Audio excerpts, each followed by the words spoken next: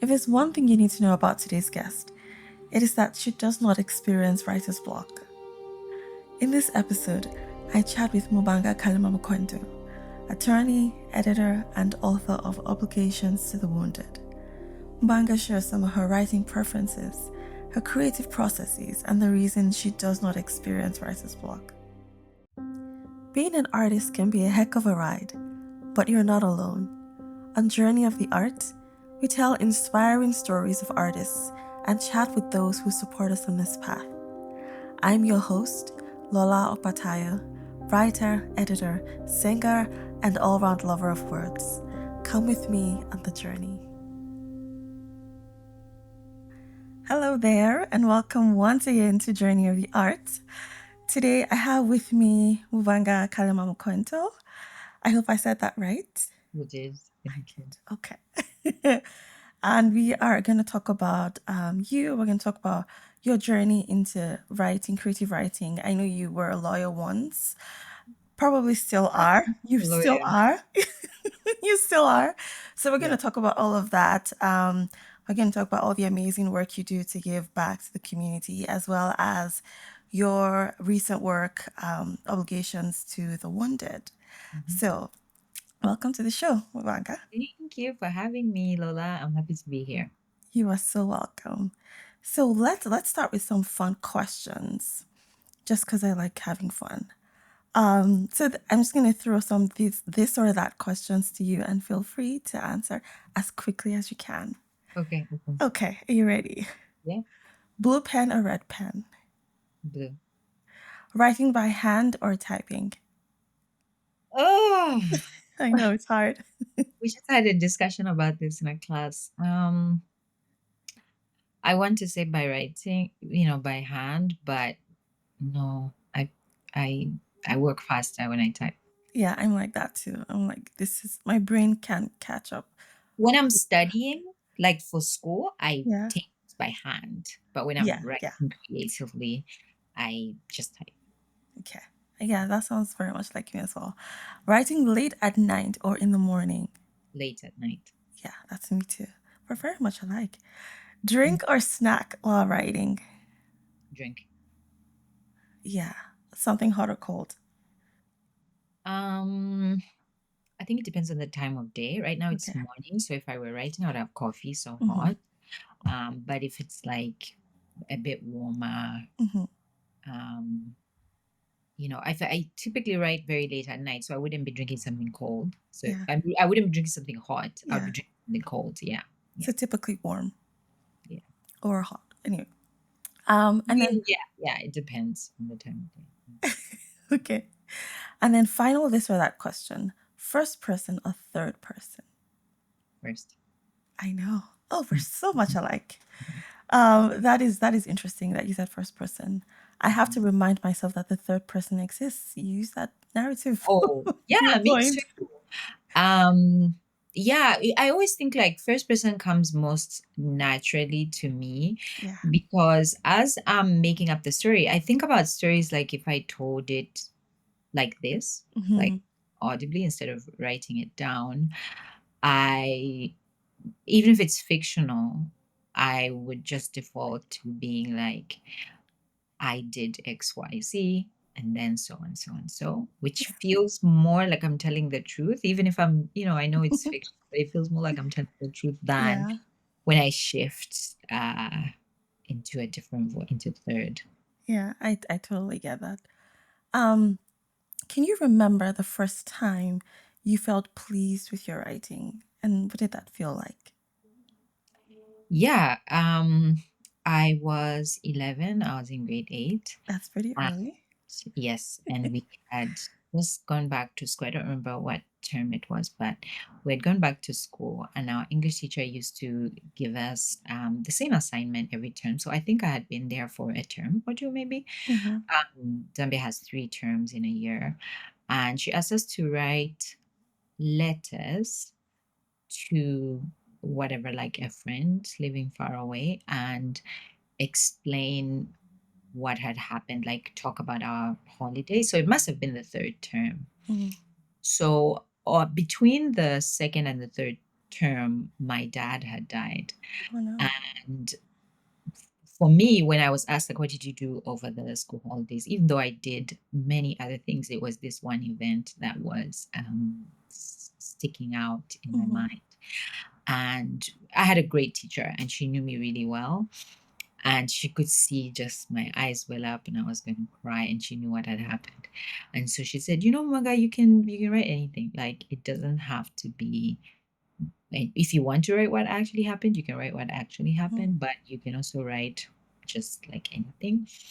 So I don't even remember what the story was, but basically fiction, right? Like, I wrote to this imaginary friend about a holiday that I never had, including like details that never happened. And when she marked it, after giving us our books back, she told me, she was like, "This is really good, you could be a writer one day." And it's not that it stuck to me. It's Mm. I didn't even remember this until after I published my first book. Wow.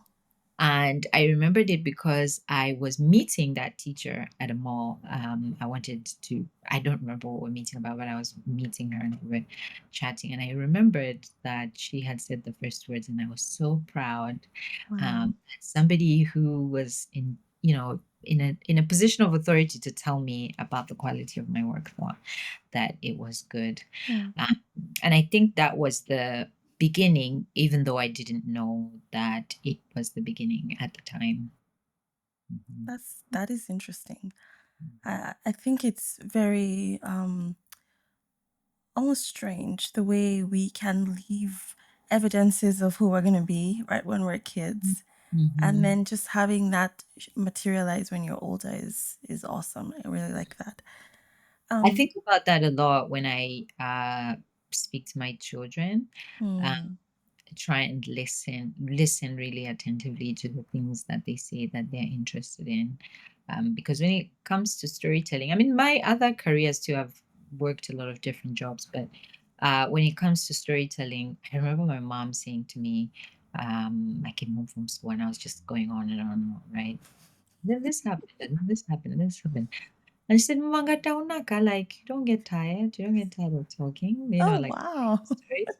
And I was like, "No." And then I just kept going. I was thinking, like, it didn't even hit, like, she was so tired, but I Yeah. was like, yeah, I'm gonna keep telling you my stories. I like it. Oh, I can think of a certain child of mine who likes to talk a lot, so maybe there's something there. Anyway, so I had said something recently to you about you being a lawyer before, and then maybe you're still a lawyer. Like, can you talk to me about that? How you sort of transitioned from lawyering to Mhm, creative writing, mhm. and also maybe back, because I know you just finished the bar exam. I'm confused. Tell me about that. Yeah, the transition wasn't planned, right? So I've wanted to be a lawyer since I was maybe 7, and it was my dad's idea. I didn't know what lawyers were, but my dad asked me what I wanted to be when I grew up, and I said, when I grow up, I want to be Miss Zambia. My dad said, No, he didn't say no he because did. Oh, okay. I think he knew me well enough that if he said no, that was going to make the idea even more interesting. Yeah. So he said, "Yeah, you can do that." But I think that year, I don't know if it was that year, I might have been a little bit older, but there was a year when our Miss Zambia was also an attorney, and he told me about her, and he said, "You could be that, and you could also be a lawyer." So I thought, "Oh, Mm, okay, that's cool." And then I don't remember, I kind of stayed with it and for a long time said, I want to be a lawyer, I want to be a lawyer. And I really, really wanted to. And when I went to law school, it was a very enjoyable experience for me. Like, I enjoyed the subjects, I enjoyed the testing. I mm. was definitely the student who was like reminding instructors that, wait, we were supposed to have a test today. I was supposed to have an assignment. Like, I really liked it. So when I started practicing, Yeah. it took a couple of beats for me to find where I enjoyed it, but I really enjoyed litigation. I enjoyed thinking on my feet. There's some Mm, preparation involved, but it's a marriage between the preparation and also being able to just think actively on your feet. So I really enjoyed that. But when I came to the US for the first time, I came on a fellowship where I was doing some research on prisoners' rights, and then I came back again after I was done with that. Mm. And it happened, I mean, I started writing my novel while I was practicing law in Zambia. I started writing my novel then and started submitting it then. And then I started working on short stories shortly after I came to the US for the first time. So I was still practicing law Mm. and writing stories. But when I moved to the US a bit later, there's a transition process, right? Like, and I was like, I don't know if I want to do that yet. So I focused on my storytelling. I took a master's degree here in law just to um, I think just familiarize myself. It was a necessity at the time, Mm. but I didn't immediately take the bar. I just kept writing stories, and then after a while, I missed it. I was kind of miss litigation. So I decided that I was going to apply to take the New York bar. And when I checked the requirements, it said it might take like a year to review my paperwork because I was actually using my paperwork from Colombia and I Mhm. needed to send. So I applied to it, not thinking it would happen right away. Mm. And then a few weeks later, they were like, yeah, you've been approved. You can take it. So I was Wow. like, oh, let me just take it. Let me just study because I was also, I just started my PhD program. So I knew that once I start my PhD program, I'm going to have to delay it another Mm. 5 years until I'm done. So I was like, okay, since I've been talking about it for a while, let me do it now. So I spent most of this year studying to take it. And so I took it in July, and then I'll know in a few months, maybe weeks. I don't know, but I'll know soon if Wow. I pass. And then I'll decide then what I want to do. Wow. That is Mhm. quite a story. And I love the commitment that you have for the law and for stories. And I know in a previous conversation you had said that the law and creative writing is pretty much like the same thing, storytelling. Mhm. So I really like the fact that you remain committed to the law Mm, and allowing yourself to, flow in the path that you are right now and mm. just taking it one step at a time, doing your PhD. Because I would have thought that you would probably abandon your PhD and say, yes, it's time to be a lawyer now. But you're doing both things. And I think that's really, really cool. Yeah, I'm very fortunate to be in a PhD program that I really want to be in. That also took a couple of beats to get, the right space Mm. that I wanted, because I have my legal background, I have my creative writing background, and I was trying to think like what program offers me the right space to use the tools that I have from both those disciplines, but Mm. also expand Mm. and grow, tell different kinds of Mm. stories. Um, yeah, so Do you think you'll ever choose? no, I don't think I do well in boxes. Um, I think it's that I like learning and I like experiencing different things. Mm. And I don't think choosing I think choosing comes from when you're little being asked, what do you want to be when you grow up? Right? Mm. And the idea that you have to choose one thing. And my younger son, I love exploring this with him because when I ask him, what do you want to be when you grow up? I can't remember when I started asking, but we sing this song when he's going to bed. Then at the end of it, I ask him, what do you want to be when you grow up? And he'll say like 10 things. And those 10 things will be different from night to night. Some things will stay consistent in like a Yeah. given year, but he'll be like, there was a year when he's like, I want to be a ninja. I want to be a runner, he used to say. He also wanted to be what was it? He wants to be an engineer and he wants to work with lions, like all these different things. And I think it depends on how your mind works because Yeah. when you're talking about choice, I think people are thinking like, well, you can't do all these different things at the same time, which is Mm. true. You only get a certain number of hours in a day. You, as far as we know, only get this life. But you can change. You can flow, you can evolve into something else. Yeah. You go back to whatever it, a passion that you're missing or that you Yeah. loved. So, Yeah. I really like what you said about passion just now. And I wanted to ask you, um, I know when I looked you up online, I saw that you give back to the community in one way or another. So I mm, wanted to ask you about that. How does your passion for storytelling mm, translate into you giving back to the community? mm. Um, I will say giving back is not a it's not a phrasing that I think of when I'm doing things, right? Like I'm Mm, not starting out with an idea thinking, okay, I want to give back, right? Often what it is that I see or experience a lacuna in some area of my work life usually, and I think about ways that that gap could be filled, right? So, in writing, I guess my newest venture is Wali Literary Magazine, and it came from I've worked with a few magazines over the last I want to say 4 years, and I, I was looking for a space that archives Zambian stories, right? mm, That is like Zambia first, and then other stories next. And I couldn't see that space, and it was something that I had been talking about for a long time. mm, My best friend says every few years I would bring it up, or every few months. My best friend Teresa is also a writer, so she, these are conversations I would have, like, oh, I wish we had this kind mm, of space, and so when I finally had the time and space to do it, it felt natural, like, oh, this is what I should do. Of course, I had a lot of help. I had a lot of people to talk to mentor me through the process. And then we also do, me and two writer friends, Francis and Kasima, we run something called the Idembeka Creative Writing Workshop. And the name of the workshop is a combination of a Bemba word and a word from a Nigerian language. And really, this one came from a phone call. I was on a run one day, and Frances called, and she was reminding me of a conversation that we had, and I didn't remember the conversation.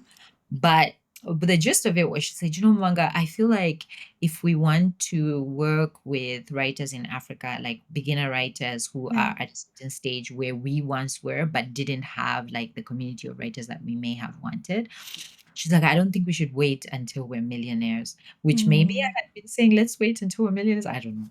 But she said, I don't think we should wait. I think we should just start now from where yeah. we are. Like, let's just pull some money together and we can bring these writers together. And really, that's how it was born. She set up a phone call for the three of us, and we started like bouncing back ideas. Okay, when can we have it?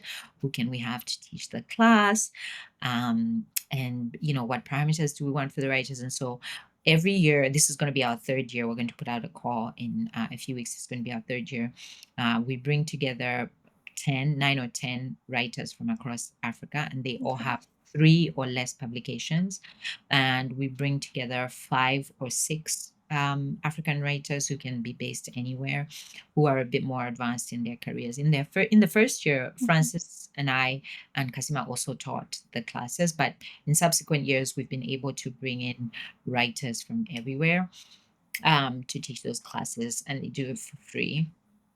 So it's not just a me thing, right? Like mm, I find a lot of collaboration with other people mm, to see, gaps that we could fill with the things that we've learned along the way. So those are my two big babies. yeah. Yeah. Babies, yeah. I love that. You said you want to fill gaps that appear before you. And I really like, Mhm. my principle or my philosophy is always, be the light and stop cursing the darkness. So where, like you say, where there are gaps, just Mm. fill them instead of complaining all the time. Yeah, I really love what you said about light. So, Idembeka, the name, Ide, I think, I don't remember the language it comes from now. I want to look it up, but it means pillar. Mm, And Beka, we took it from, there's a word that tends to be used in like praise songs actually, in Bemba, which means like a bright and shining light, or Mm. starlight. And so the name of our workshop essentially means a pillar of Pillar of light. light. Yeah. That is Yeah. so cool. And it's also cool that I was able to clock that even though I wasn't in on it. So, Yeah. Yeah. Yeah. Yeah. Yeah. okay, so let's talk about how you get creative ideas. Mm. Would you say that they float towards you piece by piece, or do they come to you like a flood? Hmm. Sometimes it's a flood, but sometimes it's not. Sometimes it's raindrops that Mm, take weeks or months to come. Um, Different pieces come to me in different ways. They are pieces that feel like floods, but when I start writing them, I realize that it was a small stream and I had to follow mm, that stream to a different location in order for the story to become what it needs to become. Which is to say, sometimes the idea comes and the way that I think the story will be ends up being completely different. mm, And other times, the way the story comes is exactly how it ends up on the page. And other times, I have to work a little bit harder to create what the piece needs to be. mm. Um, it's a very loyally answer. It depends. Yes, yes, yes. I see how that can happen. Mhm. Just even in my own experience, sometimes, like you say, I feel like, oh, this is a great idea, and I know what it's going to be like from start to finish. And then I start writing, and I'm like, actually, it wasn't that great of an idea. Let's see. Let's see if this is actually something that we can work with. So I totally get that. Do you struggle with writer's block? And if so, how do you deal with it? I don't.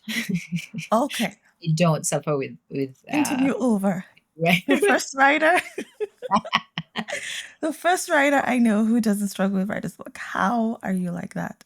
So I either plan my piece when it's a long piece, which is like if it's a novel, especially if it's a novel, I will plan it from start to finish, which doesn't mean that the novel is going to be according to my plan, but it gives me a skeleton, it gives me a Hmm. framework within which to write. So then what happens is if I do encounter what feels like a block, I have the framework to work within, right? I don't have to rely on my imagination. I can rely on my Hmm. past self, the Hmm. one that came up with the plan, and trust that that past self knew what she was doing. Hmm. And, it'll fix itself in revision. And I have habits too when it comes to writing that I think, I've trained myself. I told you I trained Yeah. you and me have spoken about this before, Yeah. that I've trained myself with music. And so I have music that I write to, and immediately that music starts playing, my mind knows that it's time to write. Hmm.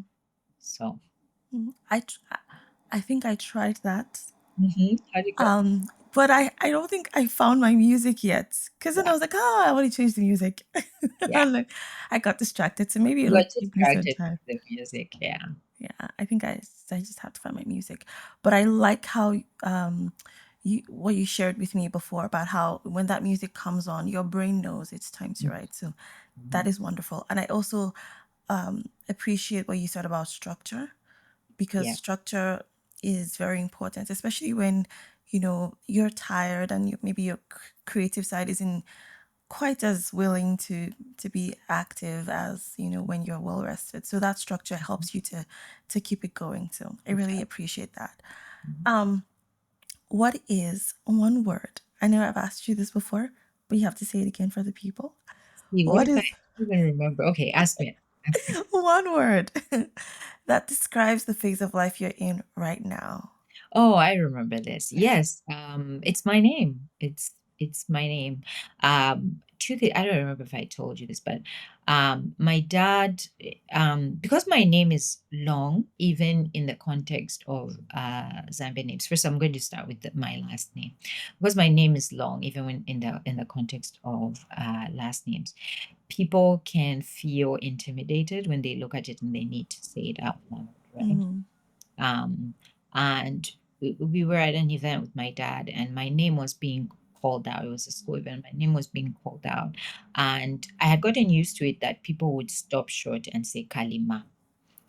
Because the name Kalima does exist in Zambia, and I think is a better known name in Zambia. So people would say Kalima. And I would know that they're talking about me, right? They would say Mubanga Kalima. And I could even see from their expression that they're looking at my last name. And I stood up. My dad said, "Don't stand up. If they haven't said your name, they're not talking to you." Oh. So that's the one thing. I always just pause and let people finish reading it. Because actually it's just long, but every letter makes the sound that it's Mm. supposed to. And if you just take your time reading it, you'll say it right, right? But the other thing is that my first name, and this part I didn't tell you either. When I was younger, there was this thing of like people had an English name that they used at school, and then their name in their mother tongue that they used at home. Mhm. So a lot of people had that, and I had one of those names, which honestly I'm not even going to say it because it doesn't feel like my name at all. I And now I'm don't. curious. Yeah, but it's one of those things where like when someone says like it's not something where I would turn and think Yeah. you're talking to me, right? Whereas Mwanga has always felt like my name. And I remember asking my dad, like, oh, why did you have to give me Mwanga? Like, why did you give me a more interesting name? And to that, by that, I was meaning like, why didn't you give me an English name like my friends? And so my dad started telling me the story. First of all, my dad said, and yeah, I didn't say. First of all, my dad said, he said, well, if you ever go, he said, if you ever go, because we're talking about English names Mhm. specifically, he said, if you ever go to England and you meet an English woman called Mubanga, then you can use their names. Right. Mm. And I was 8. I was thinking, what's this man saying? Just give me the name I'm talking about. Second of all, he would tell me the story of my name, which is that, the name Mubanga is the word for a tree that grows around Zambia. But there's a story that comes with the name, as a lot of names have. But there's a story that comes with my name, which my this is what my dad told me. Mm. Right, my dad said that when the tree was discovered, that several people tried to break down the tree for wood, right? They went there to try and break down the tree and they couldn't break it down. That they went with their axes or whatever it is that they were supposed to do and they couldn't break it down. And I have a friend, his name is Fode. When I am really struggling with, not with my writing, but with like the business end of writing, so Mm. maybe with publishing stuff or just things I'm negotiating that are then dripping into my writing and affecting my creativity. And I'll talk to him about it. He'll say, remember your name, you're the unbreakable one. Don't Mm. let this thing break you, right? Like, don't let the access break you. Don't, and yeah, I think even in the easy times, right? Even in the smooth times, I think of my name as like a reminder to not let things that I want to like cut into me, Mm. and to only allow what I do want. So my name in all seasons is the word. Unbreakable. I Mhm, like that. I like that a lot. mhm, So let's talk about your work now. Obligations to the Wounded, which is mhm. coming out on October 8th. Yay! Counting down. Yes, almost here. Yeah. And it's a short story collection Mhm, focused on the hurdles women face across various locations, age groups, and cultures, among other things. mhm. And the book is also the winner of the Drew Hens Literature Prize. So congratulations on Thank that. you. Thank you. First of all, I have to ask very quickly, how long did it take for you to write the whole collection? Um, I started writing what I thought was the collection. I want to say maybe late 2019 or early 2020. Probably early 2020 is when I really like settled into the idea of creating a collection. But at the time, what I was doing, I wasn't thinking intentionally about where the stories would go or whether the stories would be in conversation with each other. I just thought of it as like, well, if I write X number of stories, I can slap them together and create a Mm. collection. And I was speaking about this the other day, how because I did submit to the Drew Haynes Prize a few times before I won, and it was different iterations of this same collection. So some stories that were in earlier versions of it, I removed and added in different work. I think the moment that changed was a few years ago. I was interviewing Leslie Neka Arima, and we met over for coffee. And I can't remember if it was in the interview or it was when I met her in person. But she said something about how the collection was to treat the collection with the same kind of respect that I would treat any other book. And that she wasn't Mm. talking about my collection; she was talking about her collection and how she approached her collection as like going into it knowing with the intentionality of like I'm creating a collection, Mm. right? It's not just random stories that are going to just Yeah. randomly be set together. Yeah. So at that time, I really wasn't thinking about my collection, but I think those words probably stayed with me. So when I went back and started reworking my collection, I started thinking a bit more intentional about which stories actually belong together, which of my stories actually belong together. And so what that happened then too was I reworked even stories that had been published already, because there's a certain way that I wanted the collection to move. Mm-hmm. There's an intentionality that I put into the arrangement of the stories, which story began the collection, which story ended the collection, even the length of the stories in between, that some of the stories are flash and some of them are very long. Mm. And I realized that I really wanted the story to have women's voices and girls' voices too. And so I would play around with some stories that I had published. Was this the right voice, or how do I want to change the voice? Mm. Um, yeah, I don't even remember what your question was My now. question was how long it took you. So How long it took me? See, basically 4 years. basically 4 years. So I only stopped working on the collection on the deadline when they were like, okay, now you need to submit Wow. the final thing. This is it. So 4 years. Wow. 4 years. That's quite a journey though. And I think it's also instructive that it happened kind of in that space of the pandemic. So maybe that also helped to Yeah. help you zone in on those themes and subjects. Which story was the hardest one to write and why? Um, there's a story in there called "Do Not Hate Me." Um, it's it's a story that started out as a dream that I had when I was, I don't know, not even 5, maybe younger. Mm. And it was a recurring nightmare that I used to have. Um, that I would tell my mom about, and she would say, "It's just a dream. Go back to sleep." And then a few years later, maybe 6 years later, I don't remember. That dream became a reality. That nightmare became a reality. And the only witness I had that I had such a dream and had expressed such a dream was my mother, but my mother was dead already. Mm.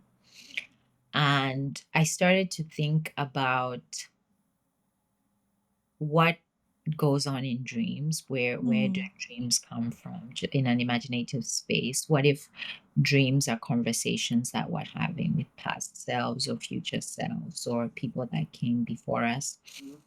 And because it was a kind of story that I had never written before, for it to come to its like final iteration was difficult. There are a lot of voices in that piece. There are the ancestral voices speaking in unison, and then there's also like the voice of the protagonist Yeah. who isn't necessarily hearing them. Because what I was thinking of, I was trying to think of the idea of that when you dream, you don't think your dreams are real. So Mm. if you don't think your dreams are real, if you think they're just like made up things, but your dreams are actually real and they're speaking to you, it would be like if a person was speaking to you, but you couldn't hear them. So that's the dynamic that Mm. I was going for in the story. And it was just challenging to execute. Mm. um yeah, that I spent a lot of time Mm. working on that story. And I'm often surprised sometimes when like a reviewer will be like, that was my favorite story. It's somewhere in the middle. Mm. It has ghosts and things like that, but I really like. Yeah, I can imagine that that would have been very hard to write because it's part experimental. It's also part personal because it's you unraveling something that happened in your past, and just, I guess, also asking questions about the future. When I have dreams, how do Mhm, I how do I how do I process it? What mhm, does it mean? What does mhm, it say about me? What does it say about my future? So I can imagine that that was a very hard one to write, and I'm really looking forward to reading that story because I've been asking myself that question about as well. Like, what do dreams mean? What is the mhm, significance of dreams? Are mhm, we, like you say, having conversations with our future selves? mhm, Are we, in fact, maybe even having conversations with our past selves? Is mhm, our past trying to ask us to deal with something that we're not willing mhm, to face? So, thank you for sharing that. And while we're on the subject of stories, I did want to talk about two of the stories in the book. mhm, And the first one is the one with a very interesting title, just because I love interesting titles. A doctor, a lawyer, an engineer, or a shame to the family. Like that went south very quickly in terms of the title. So I really liked the flow of the story. mhm, And I was fascinated by the naming culture in the story as well, because it seems like Zambian women are at the forefront of this very important task. And it's not mhm, like that in my own culture. So I found that very interesting that the mothers name the child. mhm, And as I was thinking about that, I also thought about the theme of expectation and disappointment that's very, very strong in mhm, that story. And it's a pretty common theme mhm, with children, African children, mhm, either on the continent or in the diaspora. I remember growing up and my friends and I chatting about what our parents' expectations were of us. And here in North America, where we both live, children of African parents also say the same thing. But I think that it takes on these expectations, take on a different, a deeper meaning because children who are born in the diaspora are removed from the context of the culture. mhm, So like when I was growing up, I knew that my parents' expectations were the expectations. Like it was just almost like a cultural, this is what your parents expect of you, so you just suck it up and deal with it. But mhm, here it's completely different. The culture that is in North America is almost like an opposite of the expectations that we have back home. mhm, And it's a theme that continues to show up in books, in movies, mhm. stand-up comedy. And I was wondering, what do you see as the way forward? If this is something that's common not just to children in Africa, but also children in the diaspora, what do you see as a path forward Mhm. with regard to parents having these expectations? Listen, when it comes to parenting, nobody has the answers. I know. Or we all have the answers until we become parents. Then Yeah. you realize that you didn't have any of the answers. Um, I think there's a way that the loss of my parents so young freed me from that expectation. Um, my my best friend and I make a joke of this all the time. We say that when we hear our peers say things or do things to appease their parents, even if it's small things, this is something that she and I will never experience Mm, simply because we don't have our parents, and so mm, we don't have a person to whom we feel so indebted that we're like, oh, for their sake, I yeah. would do this thing Yeah. even to my own detriment or, against my wishes or against, the joy that I seek or whatever it is. When it comes to parents in the diaspora, like you and I think what it can stem from is that parents in the diaspora are dreamers, right? They're dreamers because they left something familiar Mm, for the dream of something better in the unfamiliar, whatever that was. And so with the nature of dreams, some of them can be fleeting, some of them can remain dreams, right? Some of them can be things that they don't achieve. And so whatever hopes they may have had for themselves uh, have the potential to shift onto their children, right? um, in my parenting journey, as I've grown as a parent, and I wasn't always this way. I too, especially when they were when they were babies, I had ideas of like, oh, this is what this one might be. But as they've grown older, and it's become more about getting to know them as people, and relaxing in the experience of like, oh, this is who they are, and they're getting introducing me to who they are and what they want to be. The experience of being in the diaspora for me has instead become that I love watching how much more choice they have than I did, and how many more options they have, right? And I've been enjoying, we just started doing the ritual of writing down on the cardboard apple, you know, their names and the grade they're in, what they want to be. And our older child this year said that he wants to be an artist because he loves to draw. And I loved to draw at his age. I wasn't as good as he is, but it wasn't a possibility that I would have even thought of, that I wanted to be an artist, right? Just like writing wasn't a possibility at Yeah. the time. Yeah. But for them, it is like, and they say that they'll be like, "Oh, I want to be a poet. Oh, I want to be a writer. I want to be like these ideas, Yeah. which in a doctor, a lawyer, an engineer are a shame to the family." I know I have a line in there where one of the children says they want to be a writer, and the father says, "What do you mean you want to be a writer? Doctors' rights too. Doctors, right?" Right? So I don't know if there's an answer to your Mm, question. I think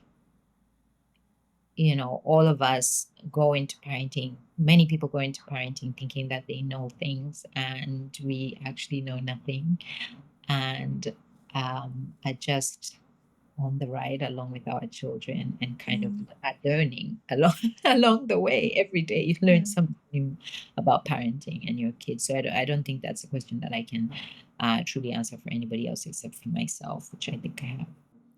But that's a good answer though. And I like the perspective that you shared about we really don't know who we will be as parents until we actually are parents. So I like to think that our generation, we've come to these countries that we live in with more knowledge, more awareness than our parents probably did. But maybe we're also missing some context, right, Hmm. that our kids have.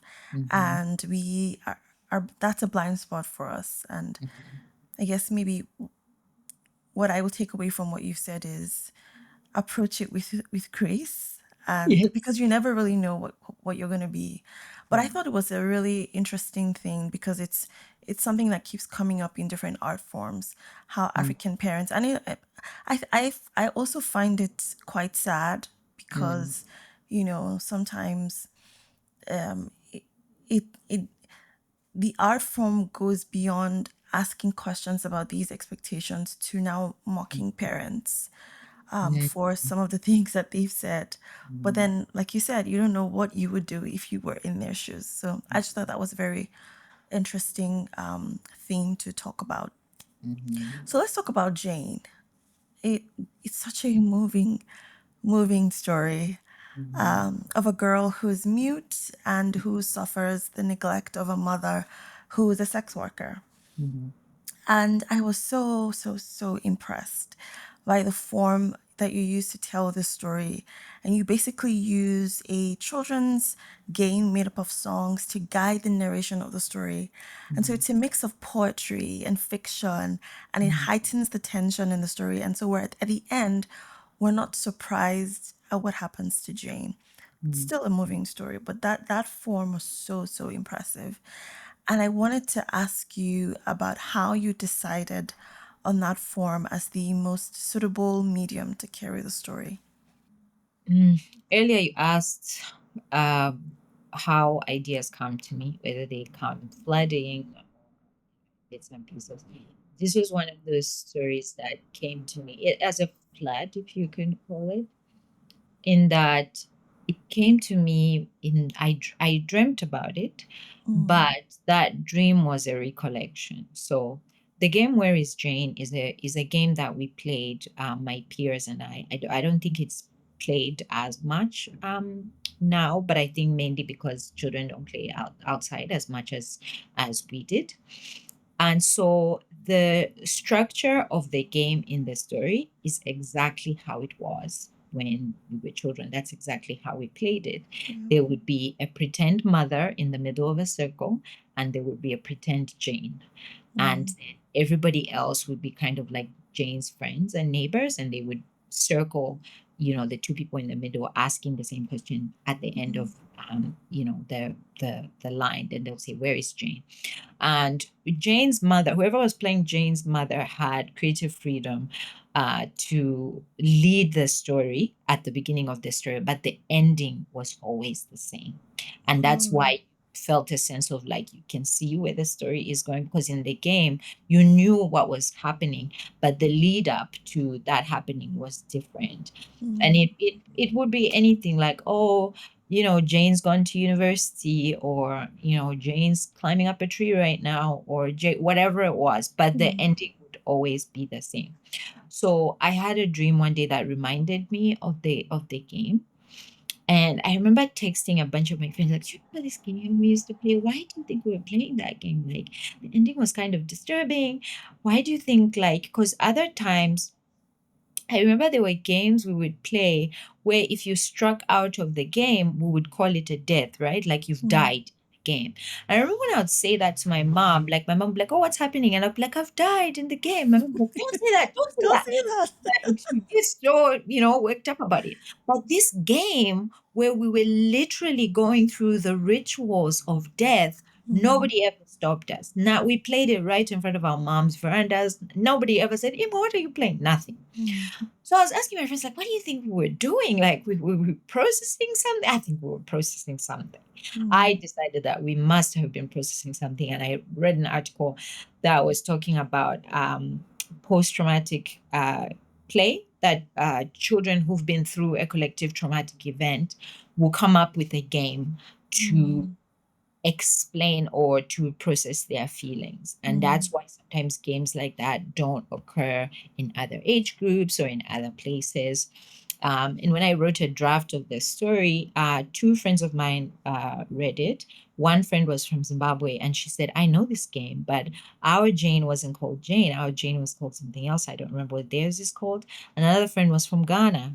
And she said, "Oh, I think I know this game too. I think ours was called Mary," I think she said. mm, But it was all about building up to this ending and all being part of the game. So I decided that the story, I didn't even decide. The way the story came to me in the dream is exactly the way I wrote it down, with like slight, edits. mm. And that was it. But I think it was also because I maybe a few months before that I had read, I think it's called Who Will Greet You at Home, where there's like music against Yeah. conversation, music against conversation. I was thinking about how I could weave in like music that I knew into the story. So Mm. yeah, thanks for reading. That is very interesting. This is the second time, or maybe the third time, I've lost count, that Mm. you've talked about dreams and how they come to play in your work. And I feel like I should ask you a question about that. Okay. Do you want to talk about that? I mean, sure, if you have a specific question, Yeah, yeah. like you've talked a lot about dreams and writing. So, do dreams serve as a sort of muse for you? A lot of the time they can. Because of that story that I told you from when I was a child and I shared a dream, I pay really close attention to my dreams. Sometimes it's that, sometimes I know like, oh, I'm trying to process something or I'm sad about something, right? But if it, especially if it doesn't make any sense, I'm Mm. like, oh, this is just an interesting story I could write. This was, you know, dreams sometimes have these Yeah. like weird Yeah. sequences in them, and I'll think, oh, okay, Yeah. let me write that down. Let me see where it lands. Yeah. Yeah. But I think that's cool. As somebody who dreams as well, I think that's really cool. Maybe I can maybe I can use some of my dream material to write something interesting. So still on the topic of Jane, this story is the second story of yours that I've read where Mm. the mothers are the villains. Mm. And I appreciate how these narratives go against the expectations of mothers as protectors and sometimes defenders. Mm. I wanted to know if this was something you were conscious of while you were writing. It's not, because my mother is my hero. So I mean, yeah, it's not. I didn't start out thinking that the mothers were going to be villains, but I don't see them as villains necessarily. I think they're, when it comes to the mothers and the daughters, I think Mhm. it's two people experiencing the same harshness of the world at different phases, and so the way that they're navigating it is different, right? Mm. So when it comes to the mother in a doctor, a lawyer, an engineer, she is acting from, you know, earlier when you were talking about missing context, Mhm. right? That there's missing context on the part of the daughter and there's missing context on the part of Yeah. the mother. They're Yeah. living in the same space, but the way that they're experiencing the world is completely different, Yeah. right? Um, yeah, and so the way that they're approaching the same issue tends to be completely completely different. But I Mm. also think I see it a lot in the world, the you know, the villainization of mothers. I think, you know, whenever something goes wrong, it's a joke, but it's also true that when things go wrong in the lives of children, or you know, while they're still considered children, the question is always about the mother. The question is always about the Mm. whereabouts of the mother, or what the mother do was doing, which implies that the mother is the only one that's fully responsible Mm. for, you know, the outcomes of their child. And not only outsiders, I see this with children too. When people talk about their parents, when people talk about bad parenting, how they speak about their mothers versus how they speak about their fathers, which perhaps comes from, you know, that initial bond that you have with Mm. your mother, which is attached to the expectation that the mother will be a caring figure, you know, will always be there for you. And so when that is broken, there's perhaps a betrayal that is felt Mm. by the child. And so the anger towards the mother can be bigger, right? Can be Yeah. more Yeah. consumed. Yeah. Yeah. Yeah. Because I mean, in Where is Jane? I mean, it's easy. Yeah, the mother is the villain, but where is Jane's dad? I thought about that too. Like, where is the dad? Yeah, And maybe if the dad was there, the mother wouldn't have, gone on the path that she did. Who maybe. knows? Hmm. Yeah, Hmm. that's a good answer.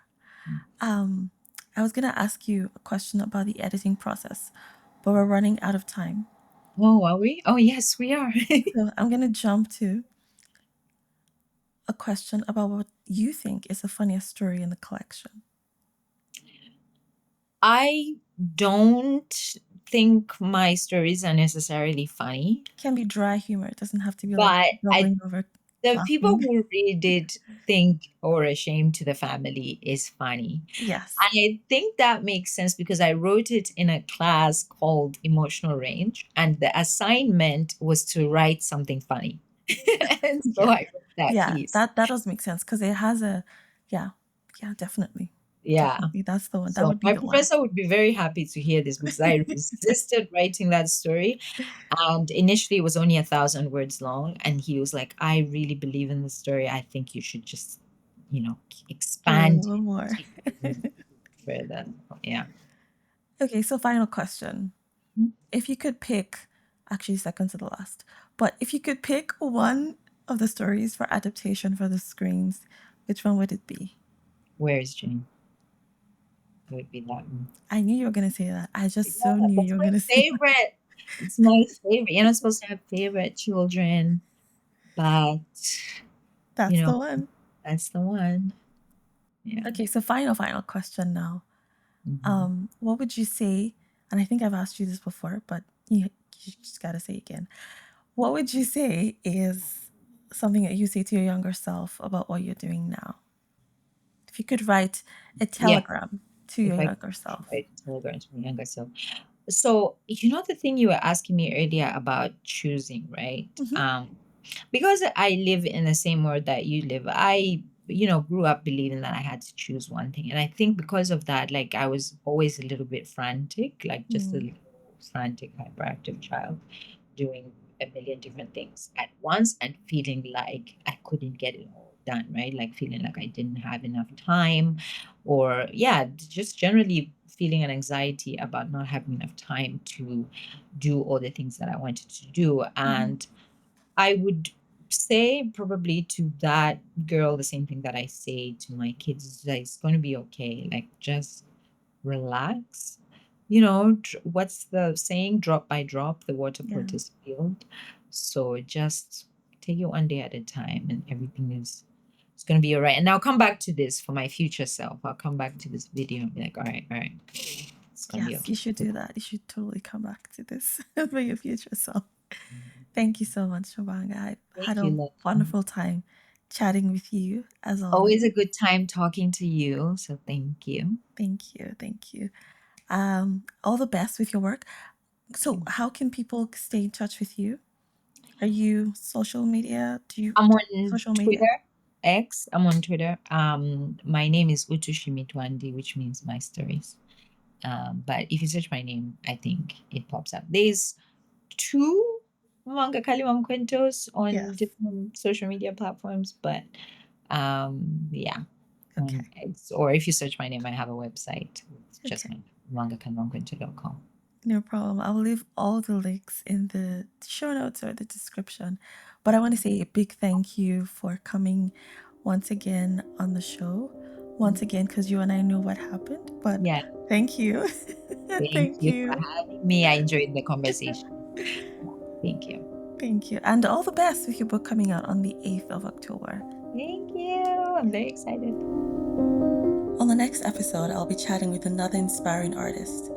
But before then, I'd love to hear from you. Tell me what you think about this show and this episode. Feel free to drop me a note here or send me a DM on Instagram at Journey of the Art Pod. Finally, please subscribe if you're watching this on YouTube, or follow and rate the show if you're listening elsewhere. Help me connect with other artists who need a dose of inspiration today. Until next time, stay on the journey of your art.